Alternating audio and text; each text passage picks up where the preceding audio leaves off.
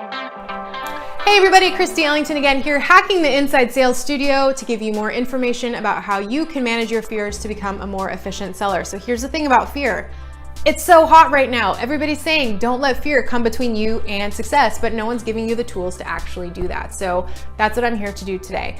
I have a 5-step process that you can do in 5 minutes or less before any sales conversation, presentation, or anxiety-inducing situation that you can do in the cab, in the car, in the elevator, in the bathroom, to help you calm yourself down, manage your fear, and think clearly and show up 100% for. So it's an acronym called NAMES. It's notice, acknowledge, make the connection, evaluate, and spotlight. So let me go through those one by one. Notice. Actually take a moment to notice that you have fear. A lot of people like to ignore their fear thinking that it'll go away, but actually all it does is just stuff it down and bubble up when you're in that situation. It sends our body into survival mode. It triggers in our brains to release chemicals that send us into fight or flight.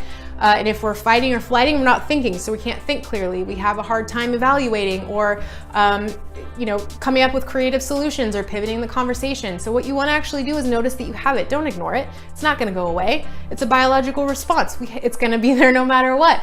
So notice and then acknowledge where it's showing up for you. For me, before I go into a room and get ready to present, I get a tightness in my throat. Happens every time, even when I go through this process, but it does help to alleviate. So you notice, you acknowledge where it shows up, and then make the connection. Where did this come from? So for me, my fear of presentations comes from a time when I was a kid. I was bullied when I was up giving a book report in front of the class. So anytime I'm up in front of a group of people, I feel vulnerable, I feel exposed, I start to get fearful that this will happen again.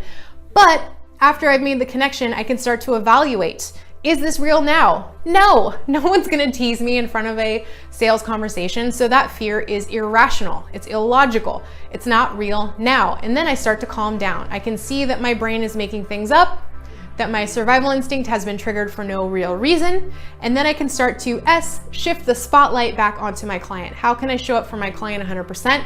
How can I solve their problems?